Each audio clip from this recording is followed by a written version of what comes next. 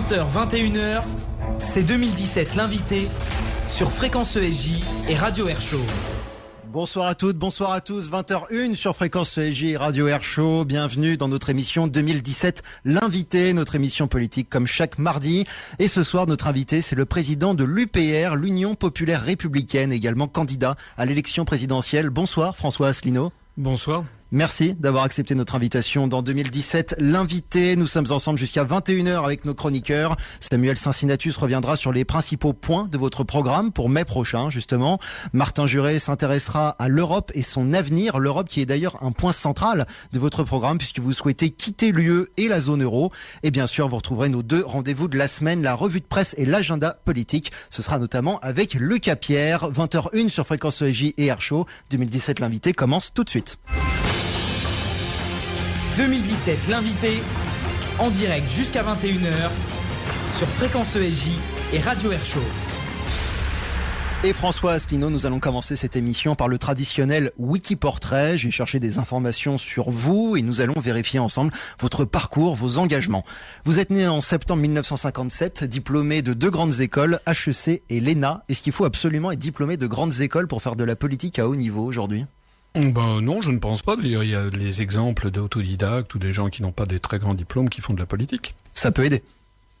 Ça peut aider en ce sens que, à partir du moment où vous connaissez notamment les rouages de l'État, ça peut vous traverser l'esprit de vous dire que vous avez envie de faire de la politique. C'est assez naturel. C'est pour ça que tant d'énarques se lancent en politique. Mais je suis pas sûr qu'il y ait tellement d'énarques que ça. Hein. Bien sûr, il y a des énarques. On les remarque. Mais... Comment ? On les remarque, mais parce on souligne dessus qu'il y a des énarques. Mais il y a aussi des gens qui ne sont pas énarques. Hein. Nicolas Sarkozy n'est pas énarque, Jean-Marc Ayrault n'est pas énarque, Nadine Morano n'est pas énarque, Jean-Michel, Monsieur Raffarin n'est pas énarque. Je peux vous dresser une liste entière de gens qui ne sont pas des énarques. Donc la question, et puis vous avez, en fait, là, vous savez, il y a les anciens élèves de l'ENA, il doit y en avoir à peu près 4500, et sur les 4500 anciens élèves de l'ENA, les Français n'en connaissent peut-être que 100 ou 200 qui font de la politique.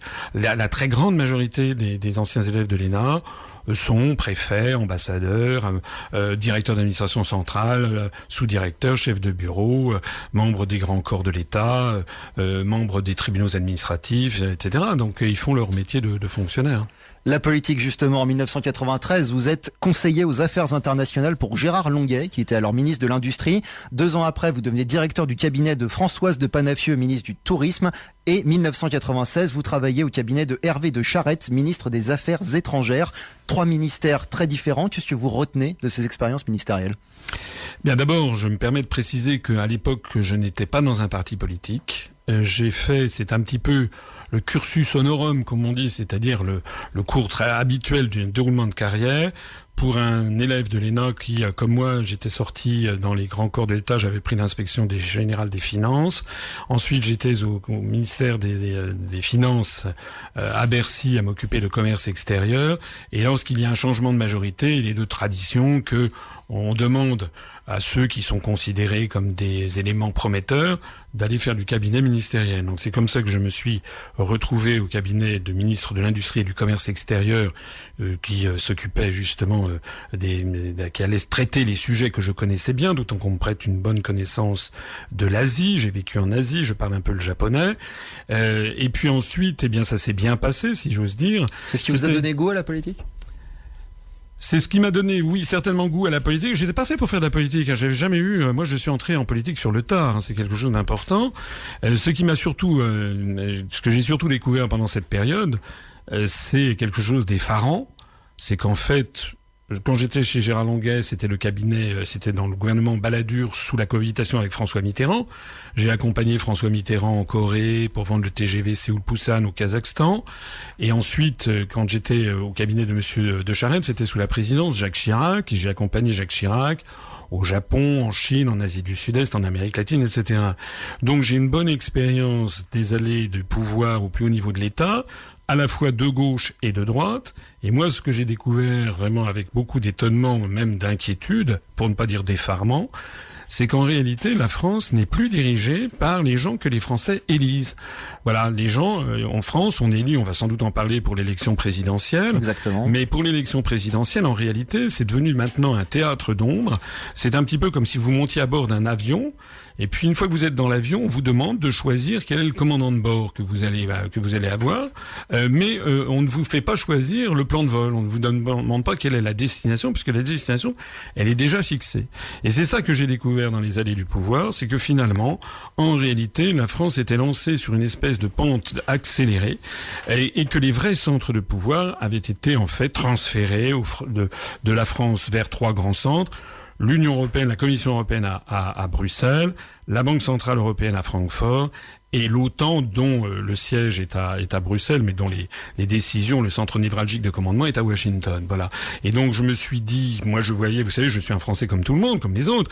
Moi j'ai des amis, j'ai des copains, j'ai des amis d'HEC, j'ai des amis, j'ai de la famille, qui sont pas du tout dans la politique, et j'ai vu le gouffre qu'il y avait entre la croyance que les Français ont du pouvoir d'un président de la République ou d'un gouvernement et la réalité des événements où, en fait, ils appliquent des lignes de vol, des plans de vol, comme je le disais tout à l'heure, qui ont déjà été déterminés par d'autres de façon totalement antidémocratique et à l'insu des Français. On va avancer en 1997, la dissolution. Justement, vous rencontrez Charles Pasqua. Vous devenez son directeur de cabinet pendant 4 ans, alors qu'il présidait le Conseil général des Hauts-de-Seine. Mais ce Conseil général change de main. En avril 2004, il est présidé par un certain Nicolas Sarkozy. Vous écrivez qu'il vous écarte en vous nommant délégué général à l'intelligence économique à Bercy. Et l'on peut lire dans la biographie de votre site officiel que vos analyses, je cite, bien qu'irréfutables, ne sont pas les bienvenues. Pourquoi est-ce que Nicolas Sarkozy vous a mis sur la touche ? Alors d'abord, s'agissant de ma rencontre avec Charles Pasqua, je l'ai connu, là pour le coup, par la politique. C'est lorsqu'en 1999, il y a eu un nouveau traité, le traité d'Amsterdam, qui a procédé à un nouveau, ce qu'on appelle pudiquement les transferts de souveraineté. Moi, j'appelle pas ça un transfert de souveraineté, j'appelle ça un vol de pouvoir. Lorsqu'il y a eu un nouveau transfert de souveraineté dans le cadre du traité d'Amsterdam au profit des institutions européennes, traité d'Amsterdam qui n'a pas été soumis aux Français.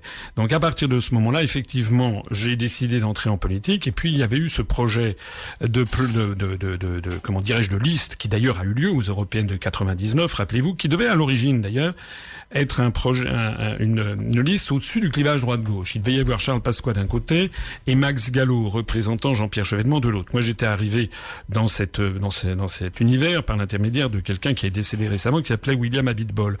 Donc là, je me suis dit, il faut effectivement aller vers un rassemblement au-dessus du clivage droite-gauche pour faire sortir la France de l'Union européenne. C'est pour ça que je me suis rapproché du RPF de M. Pasqua.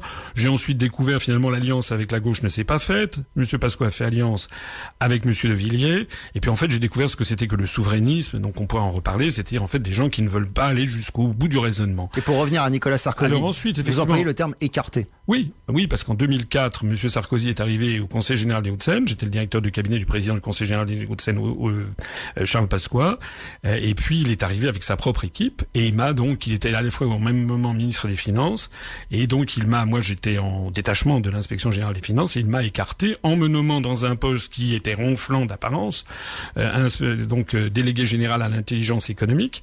C'était pas tout à fait sorti d'un chapeau parce que je lui avais remis à l'époque, j'avais pris sur moi de faire un long rapport de 120 pages d'ailleurs, avec beaucoup de chiffres, beaucoup de graphiques, des couleurs, des photos, etc., qui s'appelait Le basculement du monde, que j'avais remis à monsieur Sarkozy. Alors est-ce que c'est ça? Je n'en sais rien, mais en tout cas c'était une vision où je disais quoi en fait dans ce dossier? Je disais que on était au bord d'une crise financière majeure, qui est d'ailleurs arrivée quelques années après, c'est avec la crise des subprimes. 2, qu'en fait, il y avait une espèce de jeu mondial où les États-Unis faisaient faire par la Chine et au-delà par les pays d'Asie de plus en plus de choses, que c'était un peu je te tenais, tu me tenais par la barbichette, que dans ce cadre, l'Europe et l'Union européenne et l'euro étaient en fait des variables d'ajustement mondial des intérêts chinois et des intérêts américains, et que tout ceci se terminerait par une explosion générale de l'euro et de l'Union européenne. Je peux vous dire qu'écrire ça à M. Sarkozy en 2004, fallait quand même le faire. Bon. Ça n'a pas plu. Je sais pas si ça a plu. En tout cas, on m'a nommé délégué général à l'intelligence économique. Puis une fois que je suis arrivé dans ce poste, j'ai découvert finalement que je n'avais aucun moyen financier, contrairement à ce qui avait été annoncé. Alors pendant 1 an, j'ai essayé de faire des choses. C'est un cadeau empoisonné, quelque part. C'était une façon de me mettre gentiment dans un placard, voilà. Et puis au bout d'un certain temps, en ayant finalement décidément, je m'apercevais qu'on ne venait absolument me donner aucun adjoint, etc. J'avais simplement une secrétaire puis un ordinateur et je faisais de temps en temps des notes dont je ne savais pas qui les lisait. J'ai fini par demander, j'ai été reçu à ma demande à l'Élysée par monsieur Augustin de Romanet qui était le secrétaire général adjoint et j'ai demandé qu'on tranche d'une façon ou d'une autre. Et à ce moment-là, le poste a été supprimé par monsieur Breton, Thierry Breton, qui à l'époque était ministre des Finances, et j'ai regagné le corps de l'inspection générale des Finances. Mais en fait, ce qui s'est passé, c'est que effectivement, les analyses que je faisais où je disais que l'euro finirait par exploser, c'était des analyses fondamentales qui n'étaient pas les bienvenues. Et je me permets d'ailleurs de le souligner. C'est qu'en France aujourd'hui, dans les ministères, je pense, à moins que peut-être des choses m'échappent, ce qui est possible, puisque je suis à l'inspection générale des finances. Enfin, maintenant, je suis en disponibilité, donc je n'ai plus de relations hiérarchiques ni de salaire d'ailleurs. Et donc les ministères, oui. Mais dans les ministères, en fait, je pense qu'il n'y a pas actuellement de réflexion qui soit menée sur ce qui se passe en cas d'explosion de l'Union européenne ou de l'euro. Voilà. On aura l'occasion d'y revenir en fin d'émission avec Samuel Cincinnatus qui s'est penché sur votre programme. Pour clôturer la première partie de cette émission, je vais vous poser de petites questions et je vous demanderai à ce que vos réponses le soient également. Voilà. François Fillon aurait-il dû renoncer ? Franchement, c'est son problème. Moi, j'en sais rien. C'est le problème des Républicains. Moi, ça m'intéresse pas tellement. Voilà. Parce que s'il renonce, il va être remplacé par qui ? Voilà. C'est aussi le problème des Français. Oui, mais vous savez, monsieur Fillon, il y a eu qui est allé voter à la primaire des Républicains ? Il y a eu 4 500 000 personnes au deuxième tour. Oui. Il y a 45 millions de Français qui sont électeurs inscrits. Ça veut dire que 90% des inscrits n'ont pas jugé bon de se déplacer. Et pour la primaire des socialistes, il y a eu 2 millions de personnes. Ça veut dire que 97% des Français se sont pas déplacés. Donc pour moi, honnêtement, ça me laisse un peu indifférent. La gauche devrait-elle s'unir entre Mélenchon, Hamon, Macron et Jadot, ou est-ce que chacun devrait défendre ses intérêts personnels ? Là, vous me demandez d'avoir une stratégie politique pour les uns et les autres. Je pense que c'est pas pour eux, est-ce qu'il serait préférable de faire une alliance malgré les égos, ou alors est-ce que chacun devrait y aller de son côté ? D'abord, je ne pense pas du tout que ce soit je ne suis pas d'accord avec les gens qui pensent que ce sont des problèmes d'ego. Je pense qu'actuellement, le clivage droite-gauche n'a plus aucun sens. Voilà. Je ne dis pas que ça n'en a pas dans l'absolu. Je dis que normalement, d'ailleurs dans toutes les sociétés, à toutes les époques, il y a des gens qui sont en faveur de la sécurité, des traditions, de la conservation, et puis des gens qui sont en faveur de la destruction, mais aussi de l'innovation, du progrès. C'est en gros la droite et la gauche. Une alliance actuellement, ça n'a pas droit. Excusez-moi, mais actuellement, je suis désolé de vous le dire, mais le gouvernement français actuel, et je pèse mes mots, c'est le gouvernement le plus à droite, même à l'extrême droite, qu'il y a en France depuis 1945. Quand vous voyez que nous sommes en état d'urgence depuis 15 mois... Ce n'est pas ma question. Ma question, c'est est-ce que la gauche devrait unir toutes ses forces ou est-ce que chacun devrait y aller de son côté ? Je vous dis que moi, M. Macron n'est pas de gauche. Voilà. C'est toujours pas ma question. Mais pourquoi voulez-vous que la gauche se réunisse alors qu'il y en a un là-dedans qui n'est pas de gauche ? Monsieur Macron est tout sauf de gauche, monsieur Hamon, lui, il est, je sais pas où il est frondeur du Parti Socialiste. Monsieur Mélenchon, lui, il est eurocritique, mais il est comme Madame Le Pen, il veut jamais sortir de l'Union Européenne. Et puis monsieur Jadot, là-dedans, il a pas ses parrainages, donc il cherche désespérément. Et en plus de ça, s'il est dans une boutique en pleine déconfiture et tout le monde se tire dessus, comme au Parti Socialiste. Donc visiblement, pas d'alliance. Justement, Macron, vous faites la transition. 3 mots pour définir Emmanuel Macron. Manipulation, finance et marionnette. Pour vous, quel serait le pire scénario possible au second tour, le 7 mai prochain ? Celui que, semble-t-il, l'oligarchie a prévu. À votre sens ? Oui, c'est-à-dire celui que l'oligarchie a prévu, c'est-à-dire Le Pen-Macron. Et enfin, dernière question, y aura-t-il un bulletin de vote François Asselineau le 23 avril prochain ? Ah, ça vous le saurez suffisamment tôt, vous le saurez bientôt d'ailleurs, je pense. Vous savez qu'actuellement, personne... Vous avez des parrainages ? Mais personne ne les a. Oui, c'est des promesses de parrainage. Et si vous avez des promesses de parrainage. Oui, mais attendez, lorsque je vois dans le Canard enchaîné, dont on parle beaucoup ces temps-ci, que monsieur Jadot a 150 parrainages, ce qui ne l'empêche pas d'être, par exemple, en bonne place sur les sondages de France Télévisions comme candidat potentiel, et que moi je n'y suis jamais, moi je peux vous dire que nous avons nettement plus que 150 promesses de parrainage. Combien mais actuellement, on en a beaucoup. Combien ? Simplement, beaucoup. On en a beaucoup. Si vous en avez beaucoup, vous pouvez dire un chiffre. Non, parce que j'ai ma stratégie, ma tactique. On en a beaucoup. En 2012, vous en aviez 17. Est-ce que vous en avez plus que 17 ? Oui, je viens de vous dire qu'on en a plus que 150. Bon, c'est déjà ça. Et c'est quoi plus que 150 ? On en a beaucoup, et je vous dirai, nous verrons bien. Vous savez, ce ne sont que des promesses. Ce ne sont que des promesses. On va voir ce que ça va donner, voilà. Pourtant, et d'ailleurs, on continue à en chercher au passage. Pourtant, vous êtes contre ce système des parrainages. Oui, parce que vous savez que c'est un système qui est absolument scandaleux. Puisque, normalement, ça n'est pas un vote. Enfin, si c'était un vote, il serait inconstitutionnel qu'il soit divulgué dans le public. Vous souhaitez avoir le parrainage de 50 000 citoyens sur 50 départements ? Oui, ou 50 000, ou 100 000, quelque chose comme ça. Mais je pense d'ailleurs que c'était une idée qui avait été lancée par Monsieur Jospin lorsqu'il avait réfléchi à ça. C'était plutôt une bonne idée et qui a été évidemment écartée par les grands partis. Parce que qu'est-ce qui se passe actuellement ? Actuellement, vous avez des grands partis politiques qui donnent instruction à leurs élus de refuser tout parrainage, sauf à celui qui émane de leur propre parti. C'est un détournement complet de procédure.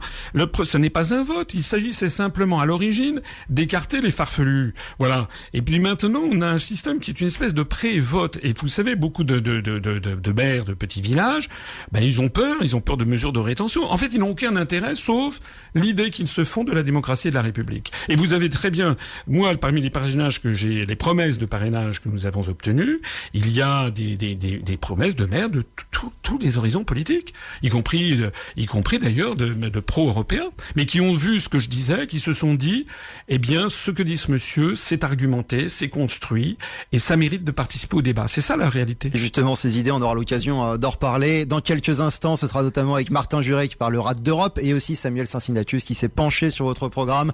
20h16 sur Fréquence ESJ Air Show. On aura également Lucas Pierre qui viendra pour sa première revue de presse de la semaine. L'occasion de balayer un petit peu tout ce qui s'est passé, notamment l'affaire Pénélope et François Fillon. Évidemment, vous réagissez sur les réseaux sociaux. #Fréquence ESJ, #Air Show. Et on se retrouve dans quelques instants. À tout de suite. 20h, 21h, c'est 2017 l'invité sur Fréquence ESJ et Radio Air Show. 20h, 21 en direct sur Fréquence ESJ et Air Show. C'est toujours 2017 l'invité avec notre invité François Asselineau, président de l'UPR. Et Lucas Pierre vient de nous rejoindre pour notre premier rendez-vous hebdomadaire. C'est la revue de presse. Bonsoir Lucas. Bonsoir Baptiste, bonsoir François Asselineau. Alors l'actualité inévitable de cette semaine, c'est évidemment l'affaire Pénélope Fillon. Hier, son mari, candidat à la présidentielle, donnait une conférence de presse depuis son QG de campagne. Et aujourd'hui, l'événement fait la une des grands quotidiens.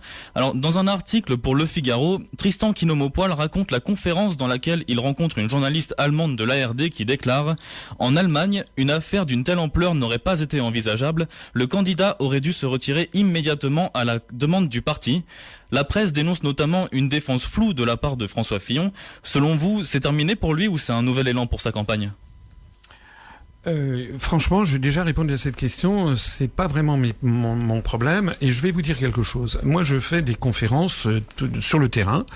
J'étais, par exemple, à Bayeux dimanche. J'étais la veille à Rouen. Je peux vous assurer que les gens qui viennent, d'ailleurs, de plus en plus nombreux à mes conférences, à mes réunions publiques, pour eux, tout ça, ça leur sort par les trous de nez. Ils ne veulent plus entendre parler de tout ça. Ils sont dégoûtés par tout ça. Voilà. C'est la seule chose que j'ai à dire.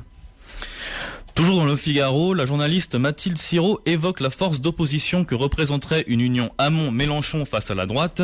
Elle explique que le candidat du Parti Socialiste bénéficie aujourd'hui d'une dynamique très forte, profitant de l'affaire dans laquelle est empêtré François Fillon. Benoît Hamon est en train de s'accaparer l'électorat de gauche et se dirige vers une union avec Yannick Jadot, qui endommagerait d'autant plus la campagne de Jean-Luc Mélenchon. Mathilde Sirot estime aussi qu'il est impossible de voir naître une union avec le candidat de la France Insoumise, François Asselineau. Une union entre Hamon et Mélenchon en vue de la présidentielle, vous y croyez ? Vous savez, moi je crois que tout est possible en politique à partir du moment où l'on a des dirigeants politiques qui n'ont pas d'éthique. Voilà. Moi, j'essaie de rétablir de l'éthique. Moi, les gens, ils savent, quand ils vont voir l'UPR, ils voient quelqu'un, un homme, c'est moi, qui a bientôt depuis 10 ans, dit toujours la même chose. Nous avons un mouvement politique avec une charte fondatrice qui dit très exactement ce que nous voulons. C'est-à-dire ce que nous voulons, et c'est non négociable. Moi, quand je vois ces responsables politiques, on ne sait pas, on a l'impression que c'est de la tambouille politicienne. Si demain on m'apprend que monsieur Mélenchon continue son petit bonhomme de chemin, eh ben, je ne réagirai pas. Et si on apprend qu'il rejoint monsieur Hamon, je ne réagirai pas non plus. Tout ça, ça fait partie, en fait, de ces petites tambouilles politiciennes. Suite à une question posée à Marine Le Pen, une équipe de quotidien a été violemment sortie du salon de l'entrepreneur. Le lendemain, Thomas Soto, qui présente la matinale sur Europe 1, pousse un coup de gueule. Alors bien sûr que vous avez le droit, le devoir même de nous critiquer. Bien sûr que nous sommes loin d'être toujours irréprochables comme dans tous les métiers.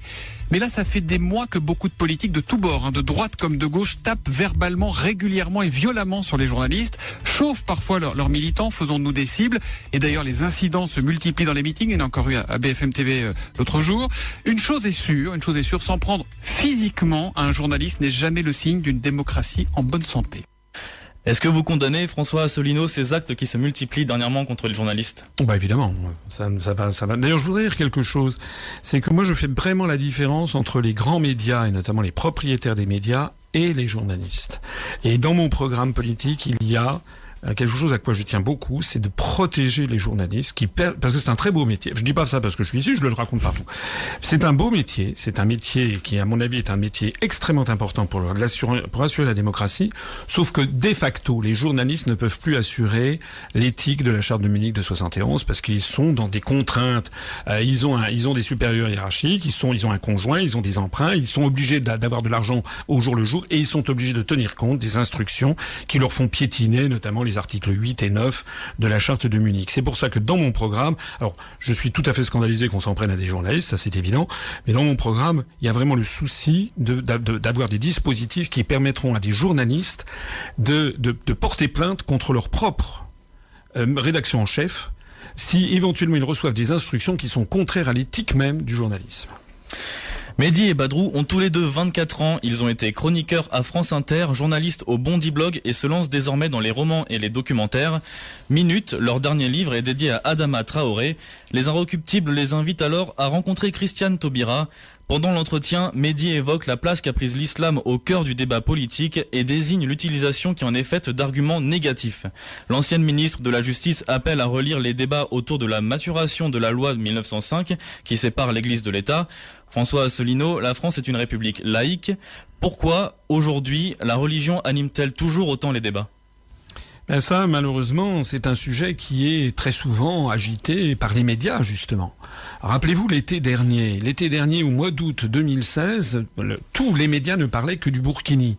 Personnellement, en tant que dirigeant politique, je n'ai pas dit un mot sur le Burkini parce que j'estimais que c'était une polémique qui était tout à fait inopportune, qui consistait en fait à jeter de l'huile sur le feu, sur des sujets qui sont difficiles.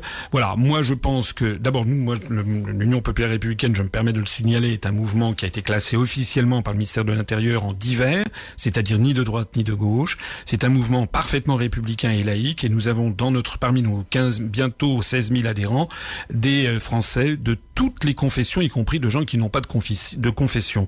Voilà, je pense que malheureusement, à mettre en avant ces histoires religieuses participe d'une géopolitique beaucoup plus globale, sur laquelle on reviendra peut-être, et qu'il faudrait justement calmer le jeu et en revenir aux grands fondamentaux de la République française. Une dernière question, Lucas. Dans un entretien à Libération, Najat Vallaud-Belkacem déclare, en parlant d'Emmanuel Macron, qu'il n'arrive pas à produire de projet en dit long sur l'impasse de son aventure et quand il sortira de l'ambiguïté, il créera de nombreux mécontents. D'abord, soutien de Manuel Valls, aujourd'hui derrière Benoît Hamon. La ministre de l'Éducation nationale critique Emmanuel Macron depuis le début de sa campagne sur son manque de concret, justifié par l'absence de programme. Elle soutient aussi l'idée que les électeurs de gauche et de droite ont trop de différences pour se mettre d'accord.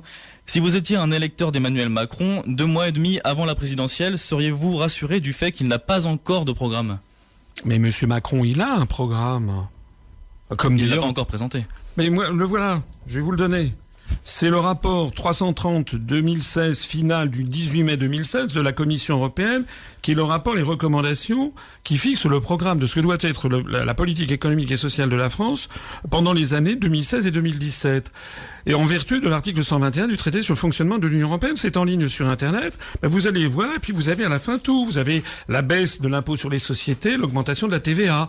Ça veut dire d'ailleurs qu'il va falloir que des personnes qui sont au minimum vieillesse payent un petit peu plus de TVA quand ils iront iront acheter leurs baguettes ou leurs paquets de cigarettes, et pour le plus grand profit, eh bien des gens comme par exemple comme L'Oréal ou comme Vinci, c'est-à-dire il y aura un petit peu plus d'argent donné à ces grands nécessiteux que sont Madame Bettencourt, qui est la première fortune de France ou l'une des premières, ou bien à Monsieur ou à l'émir du Qatar qui possède 4,9% de Vinci, ou bien au fonds d'investissement américain qui possède 55% de Vinci. Vous dites donc qu'Emmanuel Macron a pris son programme quelque part ici, dans le document que vous tenez. Ça n'est pas qu'il l'a pris, c'est qu'il est obligé de le faire, et pas seulement lui. C'est aussi le programme Fillon, mais c'est aussi le programme de tous les autres candidats, sauf moi, puisque tous les autres candidats, Madame Le Pen et Monsieur Mélenchon y compris, prévoient tous de rester dans l'Union européenne. Ça, ce sont des recommandations. Il faut le lire. Vous savez, nous allons beaucoup diffuser ce document. Il n'y a pas que ça. Il y a l'ubérisation généralisée de la société française, le démantèlement des droits sociaux. Il faut lire ce qui vient de Bruxelles, parce que c'est ça.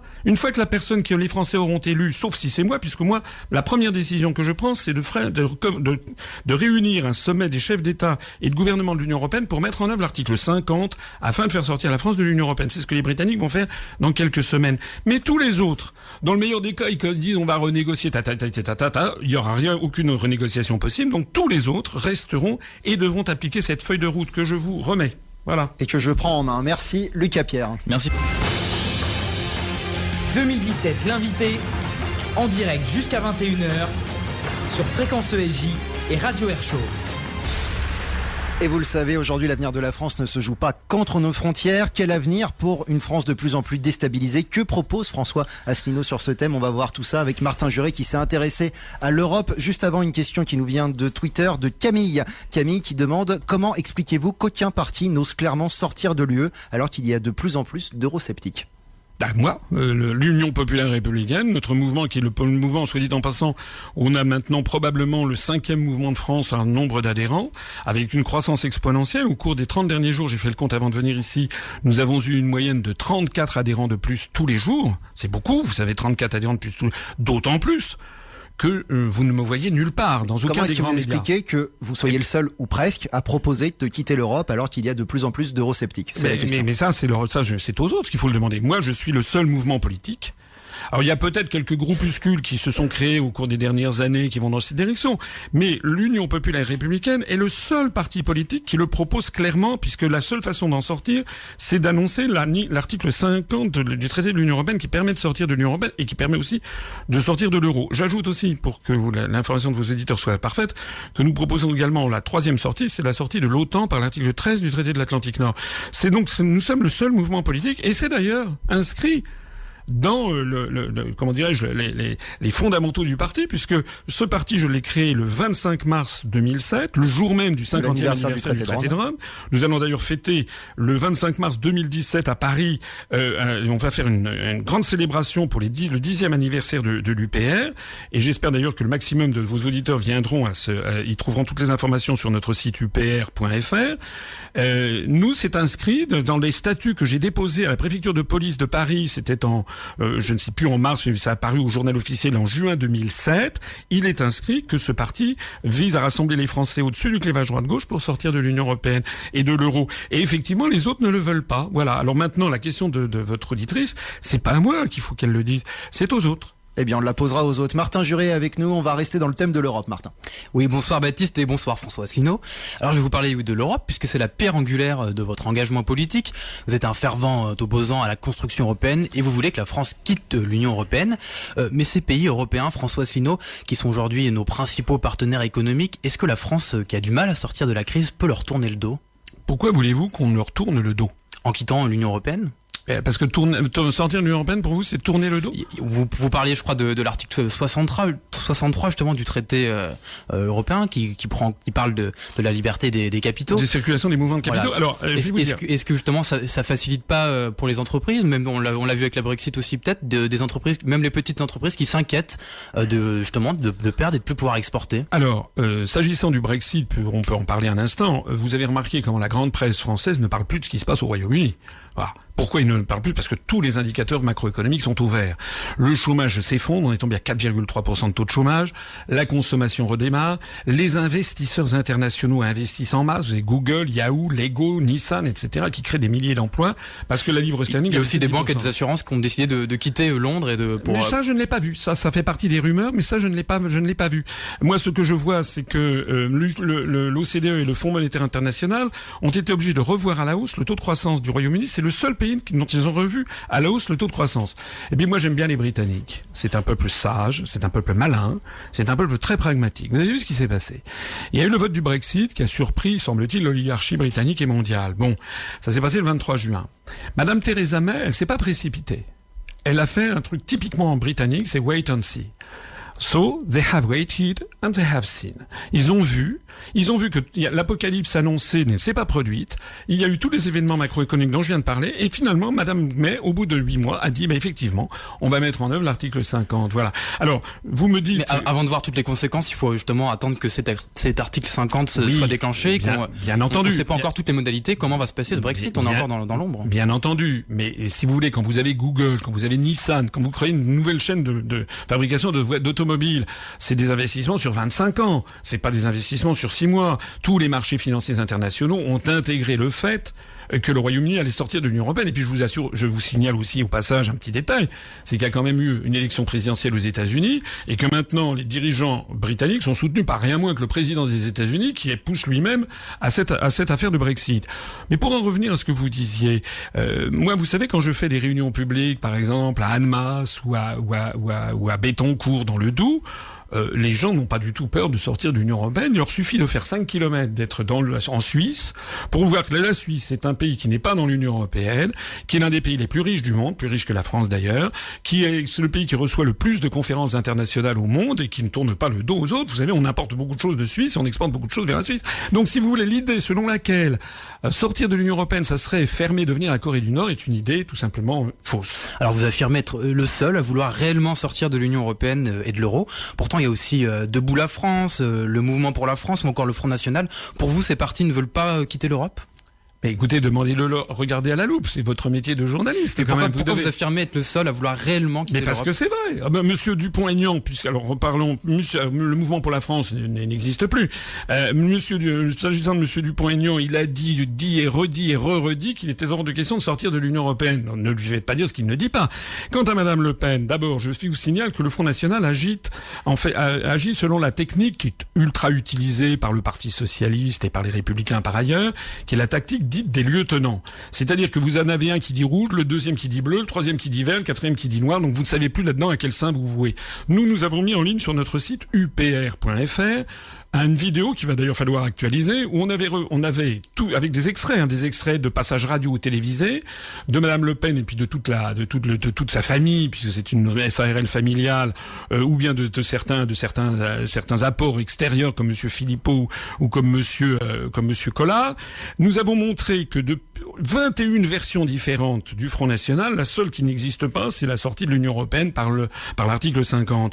Madame Le Pen, elle fait exactement comme Monsieur Mélenchon, c'est qu'elle promet de renégocier les traités. Or, nous expliquons que une renégociation des traités, on peut toujours le dire, mais ça n'arrivera jamais puisqu'il faut l'accord unanime des 28 États. Voilà, donc en fait, ça n'existera pas. Et puis par ailleurs, si Madame Le Pen ou Monsieur Mélenchon étaient élus, ce qui n'arrivera pas, quelle serait leur légitimité pour faire sortir la France de l'Union européenne s'ils ont été élus sur une ambiguïté et des mensonges? Voilà, Madame Le Pen et Monsieur Mélenchon font croire qu'ils vont renégocier les traités. Ils n'auront pas, parce que vous savez, je suis quelqu'un de sérieux.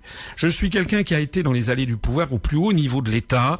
J'ai participé à de nombreux entretiens entre chefs d'État et également entre chefs d'État et chefs de gouvernement, ce que ni M. Mélenchon et a fortiori Mme Le Pen n'ont jamais vu de leur vie. Je peux vous dire, moi, que c'est des choses sérieuses dont je parle. Sortir de l'Union européenne, de l'euro et de l'OTAN, ce sont des décisions très importantes qui nécessiteront que celui qui est élu ait la majorité des Français derrière lui pour cela. Bon, en tout cas, Marine Le Pen se revendique quand même contre l'Europe, mais elle est aussi députée européenne. Vous êtes aussi présenté aux dernières élections européennes. Vous avez obtenu dans votre circonscription d'Île-de-France 0,38% des suffrages. Pourquoi vouloir siéger au Parlement européen alors même que vous dénoncez l'Europe ? Pourquoi Danton et Robespierre étaient-ils aux États généraux en 1789 et ça ne les a pas empêchés de voter la République? Voilà. Donc parce qu'un parti politique doit se présenter aux élections. C'est la raison pour laquelle il est important de se présenter. On s'est présenté aussi à certaines élections cantonales, c'est pour se faire connaître. Parce que sinon, il y a toujours une excellente raison pour ne se présenter jamais à aucune élection. Voilà. Donc nous, on veut se présenter aux élections pour se faire connaître. D'ailleurs, vous avez raison. En 2014, au niveau national, on avait fait 0,4%. Voilà, au niveau national. 0,41. On avait fait 77 000 suffrages, ce qui, soit dit en passant, était plus que le NPA de M. Besancenot. Et aux élections régionales, on a fait 0,9% des suffrages avec 190 000 électeurs, c'est-à-dire qu'on a multiplié nos électeurs par 2,5. Et tout ceci, ce qui est très important à dire, attention, c'est qu'il y a des gens qui disent « Ah oui, vous faites 0,9%, c'est pas grand-chose, etc. » Oui, mais faire 0,9% si 100% des Français nous connaissaient, je serais d'accord avec vous, ça reste un mouvement marginal. Mais faire 0,9% des suffrages nationaux, comme ça s'est passé en décembre 2015, quand vous n'avez que 2 ou 3% des Français qui vous connaissent, parce que vous n'êtes invité dans aucun des grands médias nationaux, c'est tout à fait considérable. Et vous allez voir, je prends le pari avec vous que si j'obtiens les 500 parrainages, ce qui n'est pas encore acquis, si je suis candidat, vous allez voir, vous me réinviterez, vous verrez ce qui va se passer. Alors, parallèlement à la sortie de l'Europe, vous voulez aussi revenir au franc. Si on envisage cette possibilité, il y a quand même une réalité économique, François Asselineau. Vous ne pensez pas que les conséquences économiques seraient dramatiques pour notre pays? Non, je pense au contraire. Et vous souhaitez l'égalité 1 euro, 1 franc? Oui, pour éviter ça pour faciliter, pour pas qu'il y ait des effets comment dirais-je, d'arrondi. Il faut espérer que le franc se dépréciera. Il va pas se déprécier de 90% comme certains prophètes qui ne connaissent rien à l'économie disent. Si le franc sort de l'euro, il y a des anticipations. Il y avait, comment il s'appelait, Patrick Artus, qui est l'économiste en chef de Natixis, qui avait évoqué moins 2%. Il y en a d'autres, comme Jacques Sapir, qui évoque du moins 10%. Il faudrait espérer que ça soit moins 10% par rapport au cours pivot. Mais il y a aussi des risques d'inflation, du coup, notamment sur les matières premières, ce qui pourrait pénaliser notre économie. En en économie, comme dans la vie, mais en économie en particulier, toute décision comporte des avantages et des inconvénients. Et ça peut avoir des graves conséquences, une inflation. Mais non, attendez, les graves conséquences, c'est en ce moment. Vous savez ce qui se passe en ce moment. En ce moment, vous avez tous les jours, c'est pas moi qui le dis, c'est l'INSEE, tous les jours, vous avez 1000 personnes en France qui basculent en dessous du seuil de pauvreté. Vous avez tous les jours ouvrable une usine qui ferme. Vous avez tous les jours un agriculteur qui se suicide. La catastrophe, c'est maintenant. C'est exactement maintenant. Donc, les gens qui vous disent, il va y avoir une catastrophe ultérieurement, moi je dis, c'est maintenant la catastrophe. Je vous renvoie à l'étude, c'est pas la loi et les prophètes, mais l'étude de Jacques Sapir publiée par Res Publica montre que si on sort de l'euro et qu'on baisse de 10% l'euro et que on rétablit un contrôle d'échange, bien, il anticipe, il a fait tourner des modèles économétriques, une baisse qui pourrait aller jusqu'à 1 à 2 millions de chômeurs de catégorie A. Ça mérite quand même qu'on y regarde d'un petit peu plus près. Je permets aussi d'insister sur le fait que je ne suis pas un Olibrius. Qui est-ce qui a dit, sinon Monsieur Joseph Stiglitz, prix Nobel d'économie, le 31 décembre dernier, il a publié ça dans le magazine Fortune, 2017 pourrait bien être l'année de l'explosion de l'euro. Qui est-ce qui a dit il y a quelques jours, sinon Monsieur Mario Draghi, le président de la BCE, qu'il va y avoir, qu'il a donné le moyen pour l'Italie de sortir de l'euro, il faudra qu'il rembourse ses soldes débiteurs et créditeurs. Ça veut donc bien dire que c'est désormais dans tous les esprits. En réalité, je l'explique dans une grande conférence qui s'appelle La tragédie de l'euro. Malheureusement, on n'a plus beaucoup de temps. Je termine. Toutes les monnaies plurinationales de l'histoire ont toujours explosé. Point. Merci beaucoup, François Asselineau. Merci beaucoup, Martin Juret. 20h41, on va se retrouver dans quelques instants. Ce sera la dernière partie de l'émission avec Samuel Cincinnatus, qui viendra pour évoquer les principaux points du programme de notre invité pour les élections d'avril et mai prochains, François Asselineau, le président de l'UPR. Ce sera juste après Broken Back. En attendant, vous réagissez toujours sur les réseaux sociaux, Facebook, Twitter, #FréquenceEJ, #AirShow. À tout de suite. 2017, l'invité, en direct jusqu'à 21h sur Fréquence ESJ et Radio Airshow. 20h44 dans 2017, l'invité en direct sur Fréquence ESJ et Airshow. La dernière partie de notre émission avec Samuel Cincinnatus qui va revenir sur les principaux points du programme de notre invité François Asselineau. Bonsoir Samuel. Bonsoir François Asselineau. Alors sur votre site, il y a pour l'instant le programme de 2012 et il est où celui de 2017 ? Celui de 2017, je le publierai le moment venu, quand je serai candidat. Mais je trouve tout à fait intéressant de laisser en ligne le programme de 2012, puisque il est toujours valable en fait. Alors le programme de 2017, il va être enrichi. Il y a toute une série de sujets sur lesquels il sera enrichi. Enrichi par quoi par exemple ? Par exemple sur des sujets où il y avait peut-être c'était insuffisamment précisé, notamment la santé, la justice, l'éducation, la sécurité, il y aura des sujets comme ça.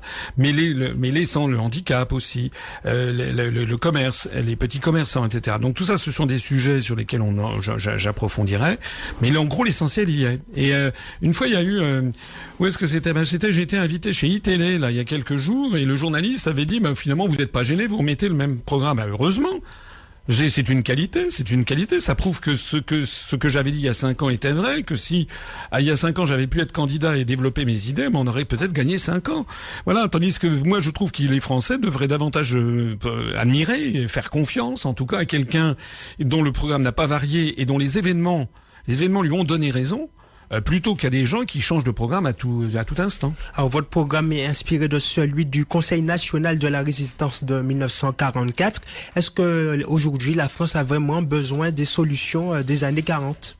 Oui, mais vous savez, c'est une attaque que l'on me dit. On me dit que ce serait nostalgique. Je vous ferai remarquer que les États-Unis d'Europe, c'est le discours de Victor Hugo de 1849. Bon, donc ça veut dire qu'il a 95 ans de plus ancien. Alors si vous estimez que le programme du CNR de 44 est démodé, alors que dire du programme de Victor Hugo de 1849 qui propose les États-Unis d'Europe ? Il faut être sérieux. En réalité, moi, je suis... D'abord, ce qu'il faut faire, c'est qu'il faut réfléchir à ce que c'est que l'élection présidentielle. Une élection présidentielle, ça n'est pas les élections législatives. Les élections législatives, elles sont faites pour avoir une majorité gouvernementale qui applique un programme de gouvernement. Ça, c'est l'article 20 de la Constitution. Là, on n'élit pas un Premier ministre, on n'élit pas non plus Miss Univers. On élit le président de la République, c'est-à-dire celui qui est le garant de l'essentiel. Le président de la République, c'est fixé par l'article 5 de la Constitution, ses pouvoirs. Il doit d'abord veiller au respect de la Constitution. Et deuxièmement, il y a une phrase absolument capitale. Il est le garant de l'indépendance nationale, de l'intégrité territoriale et du respect des traités. C'est notre Constitution. C'est la raison pour laquelle mon programme, alors bien sûr... on va venir à votre programme, par exemple, sur le chômage. Alors le chômage il est au plus haut depuis plusieurs années. Qu'est-ce que vous proposez pour baisser le chômage ? Alors, je vais y répondre dans une seconde. D'ailleurs, j'ai déjà répondu. Mais je voudrais insister sur le fait que les gens qui disent « qu'est-ce que vous pensez du cannabis ? Qu'est-ce que vous pensez de ci ? Qu'est-ce que vous pensez de ça ?» se trompent d'élection. Le président de la République, c'est celui qui est le garant de l'indépendance nationale, qui est le garant de l'intégrité territoriale, c'est-à-dire de l'unité nationale. Il y a des enjeux de société aussi dans cette élection. Comme vous prenez le cannabis, par exemple. Oui, mais non, mais moi, je suis désolé, ça n'est pas un niveau président de la République. Je dis que ça, ce sont des enjeux de société, effectivement, qui auront lieu C'est même un enjeu de santé publique. Mais ça pourra faire l'objet d'un programme. Moi, j'ai mis mon opinion personnelle. Ça pourra même faire l'objet, comme je propose dans mon programme, par exemple, qu'il y ait un référendum d'initiative populaire. Pourquoi pas ? Mais l'essentiel, il faut porter l'élection présidentielle au vrai niveau, c'est-à-dire l'indépendance nationale, l'unité nationale, parce qu'actuellement, c'est gravement menacé par les réformes territoriales. Alors, je note que personne ne parle de ce qui se passe actuellement en Corse, avec un gouvernement territorial qui veut l'indépendance dans le cadre de l'Union européenne. Donc moi, je veux mettre ce point-là sur le devant de la scène. L'indépendance nationale et la souveraineté nationale, c'est fondamental. Et puis le respect des traités. Parce que lorsque je vois que M. Mélenchon, par exemple, dans son programme, il dit qu'il va désobéir aux traités européens, il fait rien moins que de dire qu'il va violer l'article 5 de la Constitution, puisque le président de la République doit veiller au respect de la Constitution, et piétiner les traités européens. Voilà M. Mélenchon qui prétend accéder à la fonction suprême en disant « Faites-moi confiance, je vais piétiner les 2 textes les plus fondamentaux qui s'imposent à la France. » Quelle confiance pouvez-vous accorder à quelqu'un qui vous dit d'emblée qu'il va piétiner tous les trucs juridiques, les traités, les textes juridiques les plus fondamentaux? C'est la raison pour laquelle j'insiste là-dessus. Maintenant, pour répondre à votre question sur le chômage, je l'ai dit tout à l'heure, j'y reviens, sortir de l'euro, c'est pas par nostalgie. Sortir de l'euro, c'est parce que c'est vital. Sinon, nous allons avoir de plus en plus de chômeurs et de plus en plus de pauvres. Il suffit de regarder ce qui s'est passé depuis les 15 ans écoulés. Il suffit de sortir de l'euro et tout va se résoudre. Écoutez, ça c'est une question de nature polémique. C'est exactement comme si vous aviez... Non mais c'est comme si vous aviez objecté à Charles de Gaulle, en 40, alors il suffit de se battre contre les Allemands et tout va se résoudre. Non, il y a des problèmes avant, il y aura des problèmes après. Donc effectivement, il y aura des problèmes, bien sûr. Je ne dis pas que tout va être facile, mais ce que je dis en tout cas, c'est que la situation actuelle est un désastre et que les Français sont dans une situation pré-révolutionnaire. Vous êtes journaliste, vous savez ce qui se passe sur le terrain. La France est dans une situation pré-révolutionnaire. Les gens sont prêts à tout et n'importe quoi. Il faut donc apporter une solution sereine, juridique, en disant aux Français, la France n'est pas en moyen d'avoir la même monnaie que l'Allemagne, pas plus d'ailleurs que la Grèce, l'Espagne et ça. Ce qui me rassure, c'est qu'il y a 8 ou 9 prix Nobel d'économie qui disent la même chose que moi. Il faut donc en sortir. Alors, vous voulez également sortir la France de l'OTAN. Est-ce que vous pouvez expliquer pourquoi ? Parce que l'OTAN est une structure de nature impériale dirigée depuis Washington et qui est en train de nous mener à la guerre contre le monde arabo-musulman et contre la Russie.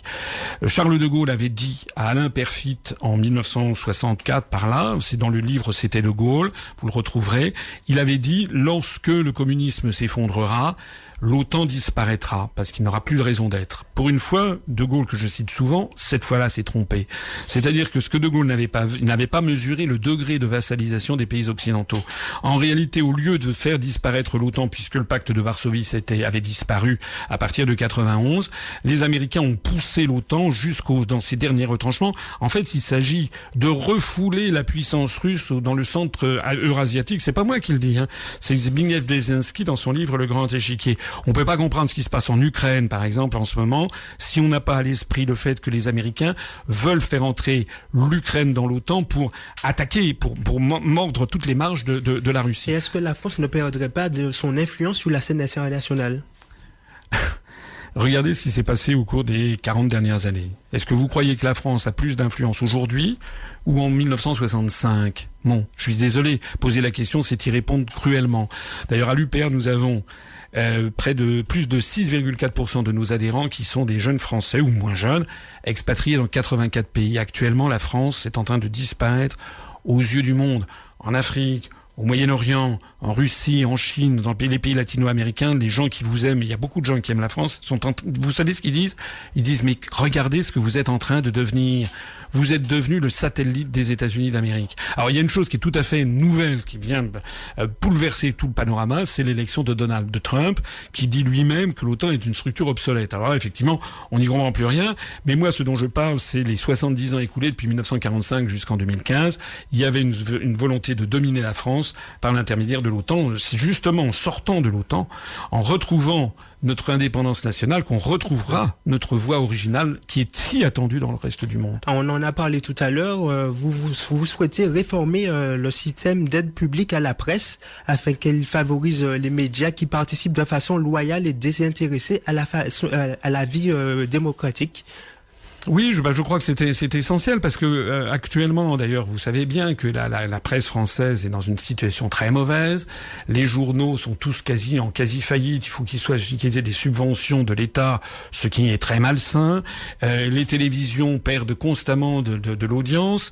Je crois que la moyenne d'âge maintenant des gens qui regardent France 2, c'est du style 53-54 ans et ça monte d'1 an tous les ans. Vous avez en fait les moins de 25 ans en zone urbaine qui ne regardent plus la télévision et qui sont tous sur Internet. Donc je crois qu'il y a, moi je vous l'ai dit, et encore une fois, ce n'est pas parce que je suis ici, c'est parce que je considère en effet que le métier de journaliste est un métier extrêmement nécessaire pour la démocratie, mais à condition que les journalistes ne soient pas dans la main de l'oligarchie financière qui rachète les médias.